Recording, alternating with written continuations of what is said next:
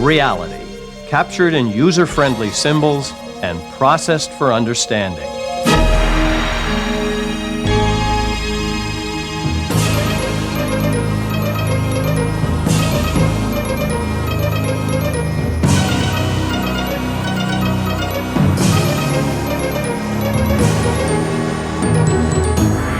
The Idea Channel.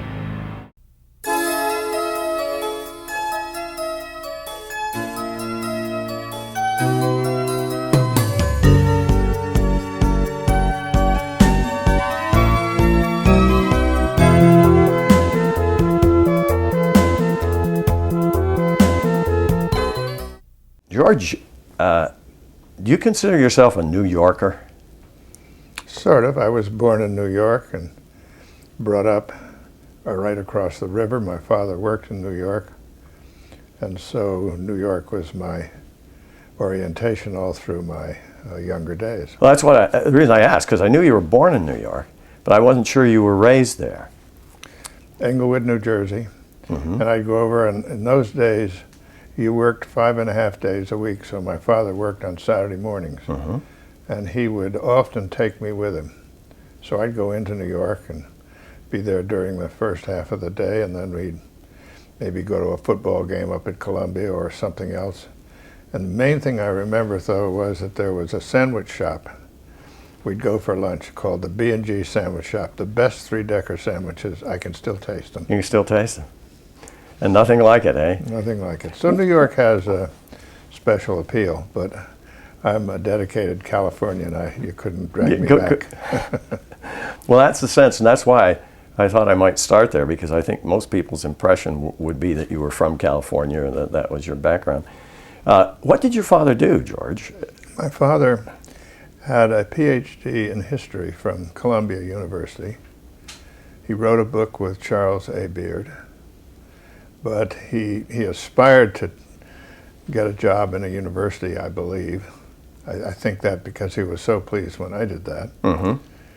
But he was invited to start and then become the dean of what was called the New York Stock Exchange Institute. It developed as kind of the School of Wall Street. And there were training programs for people who were going to come in and do the immediate task, and gradually became an investment type place. And he had eminent teachers come, like Benjamin Graham and other well-known people to teach security analysis or investment things and so on. So it was a flourishing school about finance. Was it associated with the exchange? It was part of the New York Stock Exchange. He was an employee of the stock exchange. Right. So in other words, it was a private venture. It wasn't a government school. It was a private school of the stock exchange. Does it still exist, or did they, in any form? When my father retired, the New York Stock Exchange retired from it, and it became the New York Institute of Finance as a private thing. And the man who had been my father's main assistant ran it. And for a while, I know he did. It was still going after World War II, but I don't know if it still exists. What about your mother? Was she a stay-at-home mom, or was she a professional? No, she was a full-time mother and housewife, a very smart, nice person, diminutive, and with a very high standard of what was acceptable to her. She was a wonderful cook, but it had to be just right or it didn't come out on the table. She had a standard of it's got to be first class. So that even if she'd prepared a meal and if she wasn't satisfied, then she'd redo the meal or discard it? Well, she would fuss at it.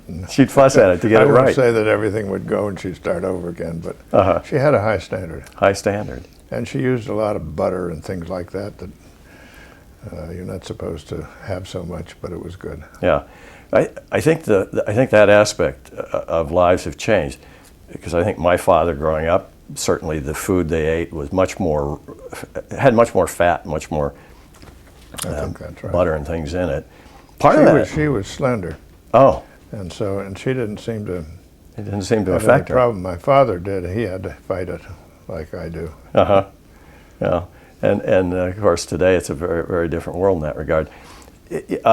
did you live in a neighborhood? Was it a neighborhood environment as a child? Were you, where you had lots of friends close by? We had a and home, constant? and there were other homes in the immediate vicinity, and there were kids about my age, and those lived there. And then Englewood was a rather convivial little town at that point in time.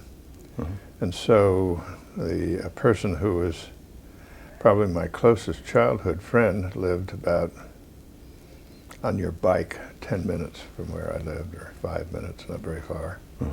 So we did a lot of things as kids. I remember when the George Washington Bridge opened around 1930 or something like that. I was 10 years old or so. My friend and I rode our bikes to the New Jersey side. There was a place where you could put them. And we walked across the bridge and we walked back again. Oh, it was wow. a big deal. Yeah, that would have been a big deal. It was fun. Yeah. But, and the fact that you did that also is a comment on another change that's occurred, because as a child, I grew up in a very small town in the north central part of Pennsylvania, 3,500 people. And I can't remember a time when my parents didn't feel comfortable and that I didn't have almost free reign of the entire town, that go out and with my friends and go around town. Whereas today, there's a totally different sense of that. Well, my pal and I, we were a little older, and I forget how old we were. We both liked baseball. And at that time, there were Brooklyn Dodgers down at Ebbets Field, the New York Yankees, and the New York Giants played in the Polo Grounds. And we would think nothing of, on a Saturday or Sunday, riding our bikes up to George Washington Bridge. You get a bus, cross the bridge, get on the subway, and go wherever it was you wanted to go. We'd go to doubleheaders, get there in time for batting practice, infield practice. 2 games. I can't imagine doing that now, but anyway, we enjoyed it. Yeah, of Took course. our lunch with us. And at no point was there any concern of safety or anything? There was not a safety problem. Yeah. Well, we could talk a lot about that, but there are other things that I'd love to explore with you. Grandparents. I was surprised once. I was speaking to a colleague, and something came up about my name. Said, "Oh, Chitester, what's that?" And I think maybe he had a sense that it was an English name, and he said, "So you're English?" And I said, "Well, maybe, but not really." I said, "It's Huffman, Koenig, Schweitzer, and Chitester." So, and his reaction was, "Oh, interesting." I said, "What are your grandparents' name?" He didn't know but 2, which was to me phenomenal that he didn't know even the names of 2 of his grandparents. But are your grandparents all? Shultz is German, I assume. Are your grandparents all of that background? Well, on my father's side, they arrived over here about the time of the Revolution. I think one of them was one of the Germans that were brought over. The Hessians, the mercenaries. And one of my sons has been tracing things back quite a lot, and found that this man got captured and was treated well, and so they let him out, and he got himself a farm in Pennsylvania and became a farmer, and loved it. Stayed and migrated to Indiana, and so that history is there. Was his name Shultz? His name was Shultz, without a C, and people don't know whether we haven't been able to figure out where in Germany they came from. But I had a German-American sergeant in boot camp in the Marine Corps, and he couldn't understand the way I spelled my name, so when he called the roll, he'd say, "Shultz without the C." My mother's side of the family was named Pratt, and they trace themselves way back in the history of the U.S., and they were more from Wales and Scotland. So it's the English-German kind of mix. We share that. When we talk about these things, I remember, I think it was July 4th, 1986. when the Statue of Liberty had been redone, very vivid in my memory. I came with President Reagan to New York. We rode in the harbor in a battleship, and the president loved it. Yeah. It was pretty good. Yeah. I enjoyed it too. Mm-hmm. And then as dusk was coming, there was a ceremony. And it was a ceremony to honor people who were born in another country and who had come here and made big contributions. And I remember I.M. Pei was one of them, Henry Kissinger was one of them, and there were several others. And then as darkness was coming, Ronald Reagan made a really dramatic speech. And I remember one line, just as the torch was being lighted, he said, "You can go to France and you'll never become a Frenchman. You can go to Japan, you'll never become Japanese. You can go to China, you'll never become Chinese. But anyone can come from anywhere and become an American." Yeah. And you know how he can make a speech. He made those words ring. Right. But it's a very profound statement. It is. And it leads me to explore something that that I struggle with. We've been talking. You're George to me. And I recall a situation meeting you as I was coming into Hoover maybe 10, 15 years ago. And I saw you and I said, "Hello, George." And almost within seconds, another person came up and said, "Good afternoon, Mr. Secretary," and introduced you to someone. And I walked away and I thought, now, wow, am I offending George, Mr. Secretary, in being that informal? And I thought it'd be interesting to chat with you about that, because you started in academia and you've spent a lot of time in government. And in our society, we have this interesting balance where there has to be some hierarchy. That's a useful part of a productive society. And yet in the United States, we've always tried to moderate that, keep it down. And by the way, do you recall, was it who was it in the Congress that came up with Mr. President? And I remember there was a debate the first couple sessions of Congress when the country was founded on how to address George Washington. Do you recall? I can't remember, but they came up with the concept of, well, we would address him not as Your Highness or whatever, but as Mr. President. Well, George Washington also is very not a pompous man in any way. Right. And he also did some dramatic things to emphasize the importance of not having a job forever. After his second term, he wouldn't run for a third term. And then I read that at the inauguration of his successor, they were leaving and people still would defer to George Washington. He said, "No, the president goes first, and then the vice president goes, and then I'll come." So he was conscious of that. Very conscious of that. But I think the words Mr. Secretary or something like that is not hierarchical. It's more a statement of respect for an office that anybody can aspire to or be in. Mm-hmm. Did you find, is it something that's difficult to adjust to when you first go into a situation like that? And I'm mainly thinking about the difficulties you would have, not with me, whom you've not known really closely, but people who are very, very close friends, and the need to make that distinction in a private environment as opposed to a public environment. Well, you don't think about it much when you're in office, for a very simple reason: you're too busy. Too busy. I don't think anyone even begins to appreciate how hard the people in those jobs work. And particularly if you're in a national security-oriented job, as Secretary of State or Defense, you're literally on duty 7 days a week, 24 hours a day. Right. So you don't, I just said to myself, I'm not going to have a drink until I leave office. Just got to be sober all the time. Yeah, that's interesting. Yeah, an interesting aspect of kind of the job requirement.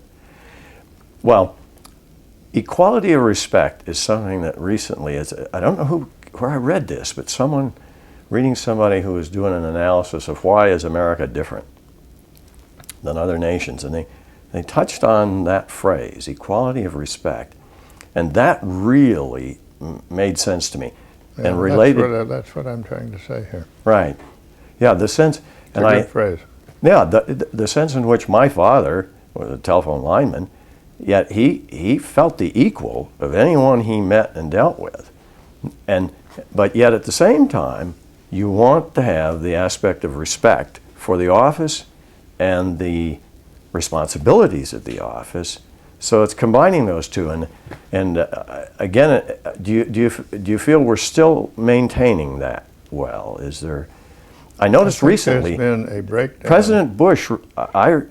Recently, 3 years ago, I think I saw a news thing in which somebody at one of the press conferences addressed him. I think they said Mr. Bush. I'm not sure what they did, but he really went back at them in a way that made it clear that he wasn't even going to respond to them if they didn't respect the office in terms of Mr. President. Have you seen that is well, lessening? There is I think, a deterioration in standards to a certain extent, and a loss of understanding of the importance of ceremony. Mm-hmm. But I'm glad to see kids now going to their own graduation again, and not skipping graduation has a meaning. Mm-hmm. You leave one life and you now are going on to something else. It's important. How about education when you were a young man? What were your interests? Were they, I mean, you're not, from what we know of your college work, very much in the mathematical economics area. Was that also true in your high school and elementary? I was interested in economics, and always interested in the application of the ideas of economics to public issues of one kind or another, or potentially to business things. Mm-hmm. So I studied economics at Princeton. In high school, did you take a lot of math? Were you interested in math? I took sort of the broad thing broad that you take thing. in high school. I did okay in math. I wasn't a genius, but I managed. Mm-hmm. And you take languages and you take history. And Right.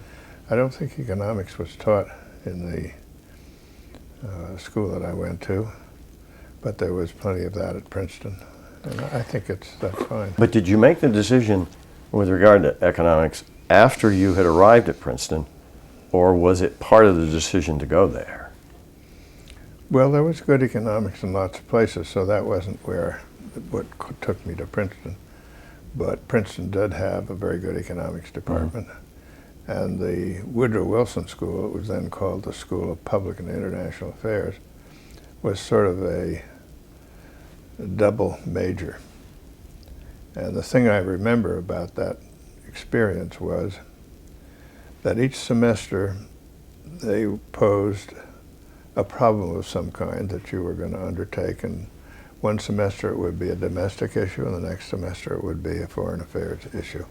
Mm-hmm. And you had some role to play.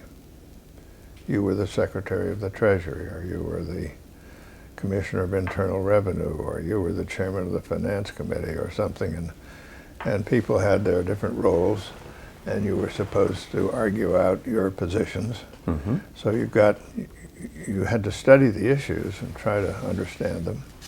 And then you had to study the politics. If I were the Secretary of the Treasury in such and such a minute, how would I be approaching this? And so on.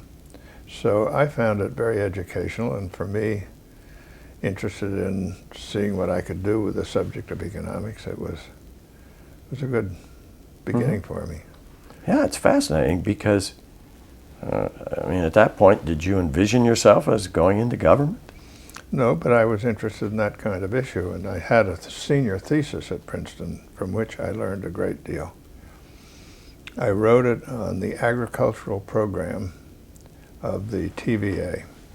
TVA was very interesting to people at that stage of the game. I was kind of skeptical, but nevertheless interested.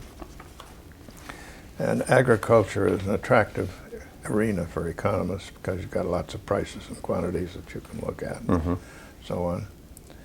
And this was a program the TVA had that was designed to help farmers improve their crops and encourage soil conservation practices. And so farmers would do things and they'd get free fertilizer and do some more and make reports and so on. So I got a fellowship of some kind that for the summer between my junior and senior year. So I went to Washington and I collected a lot of statistical information. Then I went to Knoxville, which was the headquarters of the TVA, and I got more information. And then for some reason I had the chance and had the sense to do it.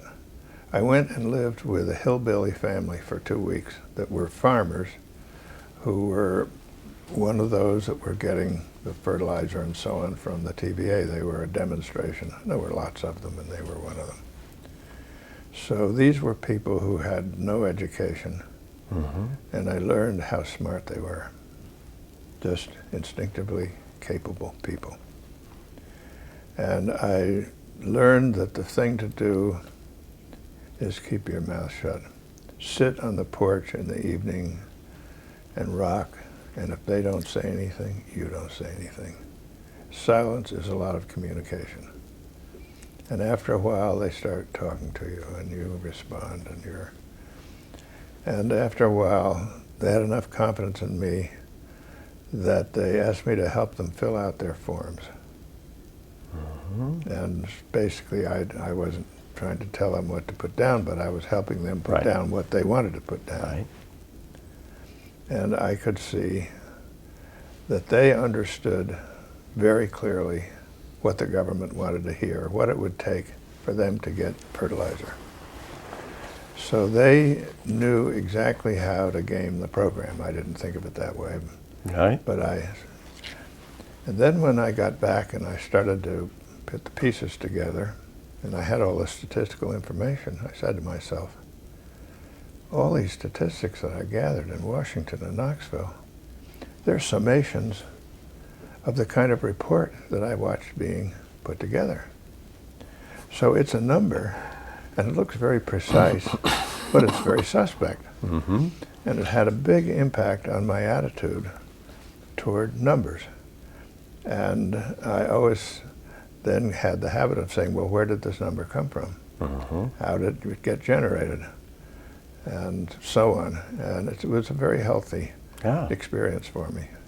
Milton, in the biography, the TV biography we just completed, makes the comment about luck and chance play a major role in human affairs. And the luck of you going to spend the 2 weeks changed in a sense, changed the way you looked at things for the rest of your life. Is that a fair statement?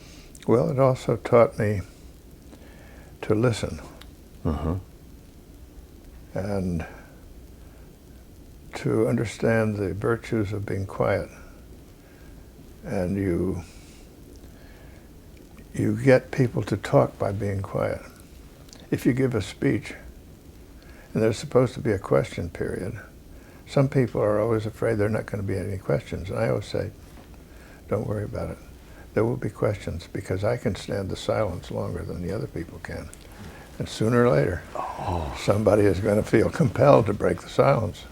So all you have to do is be quiet. Very insightful. Absolutely right. In fact, I'm not very good at listening in that sense. I try to cultivate it.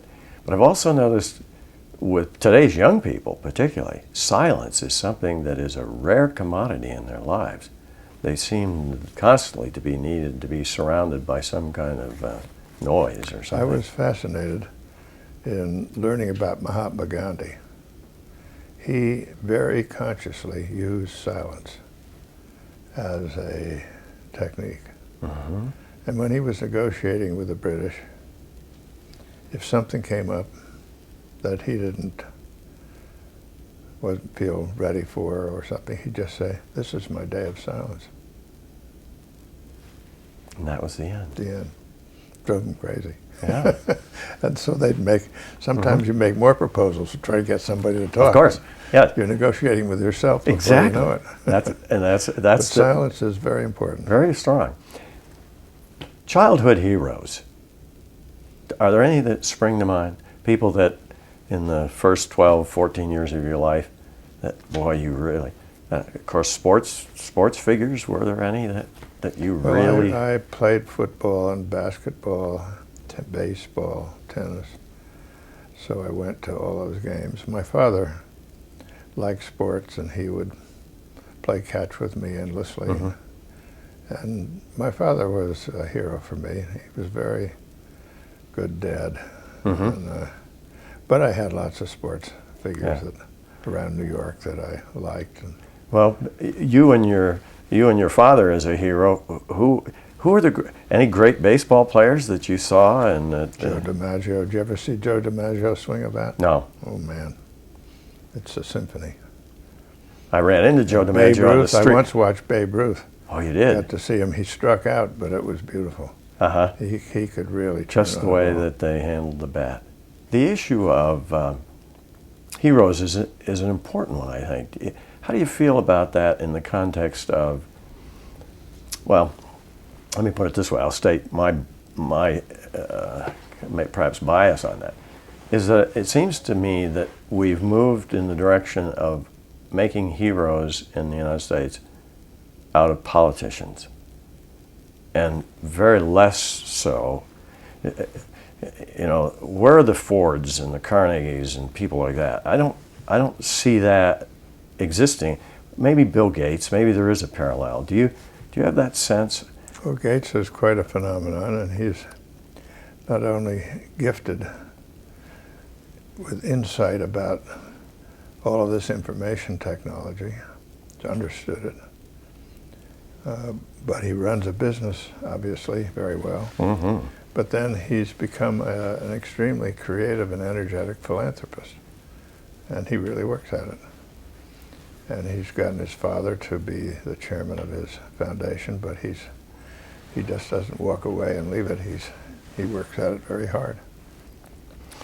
It'll be interesting to see how he handles the question of donor intent ultimately when he reaches the point where he's gone, and how he handles that. Because he's going to have an enormous... Living here in this area, there are lots of heroes around here. Lots of people. Somehow I think in the Bay Area there's more of a spirit of bet on yourself. Mm-hmm. And people have an idea, or they think they can run something better than anybody else can. I've had a lot of exposure to the Bechtel people, and old Steve Bechtel Sr. was a giant of a man. You watch him work, and it's inspirational. Steve Bechtel Jr. also, in a very different way, does this, and his son now.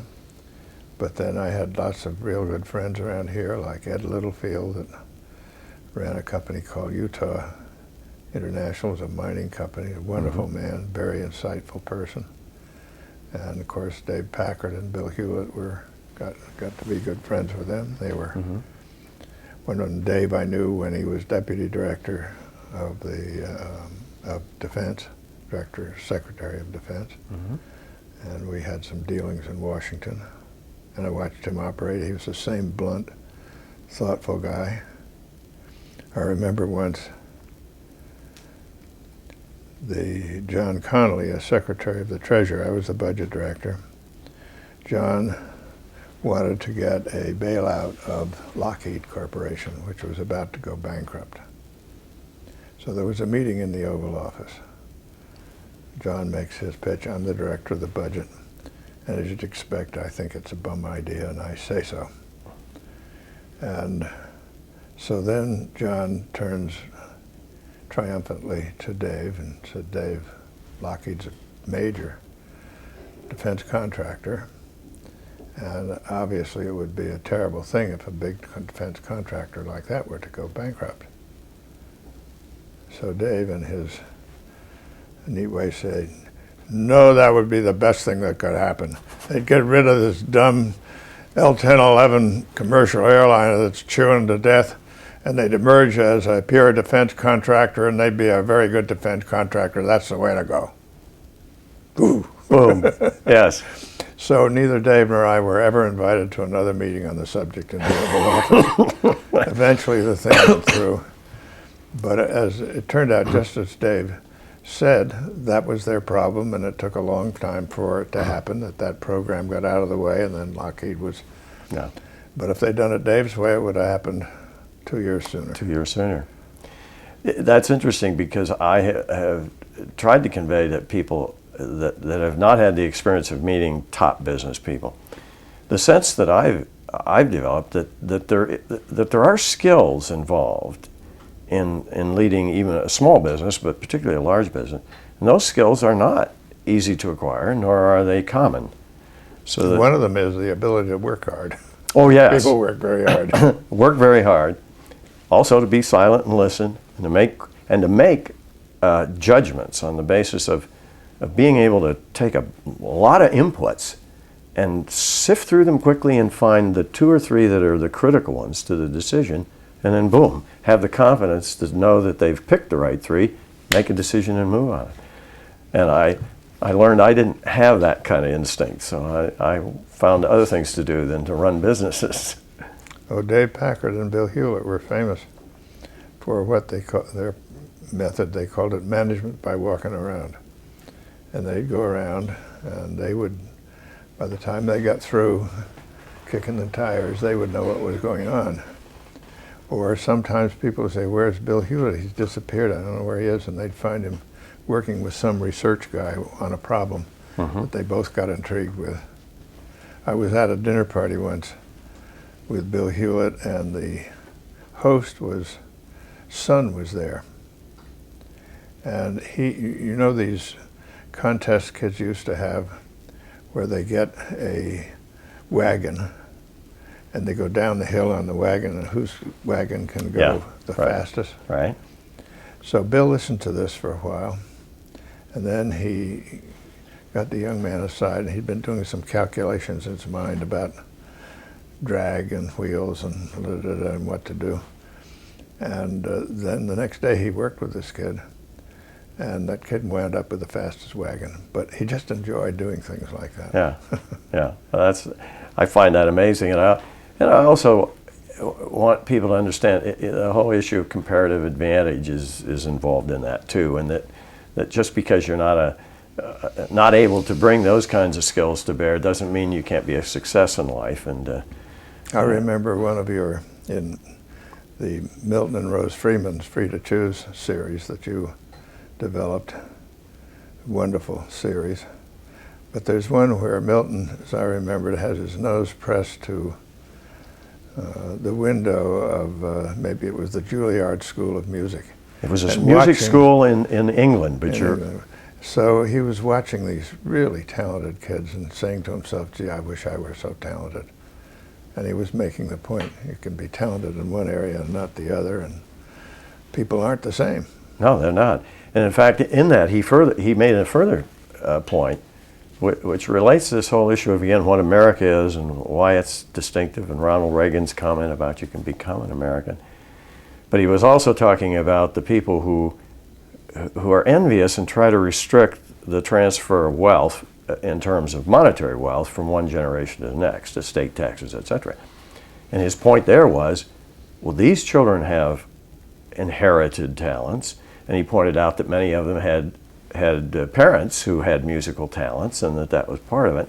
And he said, why is this ethical and the other not? And so it was an interesting point. I'm glad you mentioned music, because I wanted to ask you about that. I happen to know that you have quite a bit of interest in music, but most people watching this discussion may not know that. Where did that start? Is that all the way back to childhood that you were involved? I sang in the choir at my little church in Englewood, but I don't. How old were you then? I don't have much of a voice. I can't say, but I like to listen. How old were you when you started singing in the choir? I don't know. I don't. Were you a boy tenor? I guess so. Yeah, probably. Yeah, but you enjoyed it, and I've heard you sing. So, although you may not consider your voice that great, you certainly can carry a melody accurately, etc. And you enjoy it. Because I'm not going to dwell on my singing. Oh, you're not going to dwell on your singing. All right. But the reason that I feel that I have a common feeling about it is that I did have a very good voice and did sing, But I discovered something too. A lot of people have very good voices, but it takes a lot more than just a good voice to succeed as professionally in music.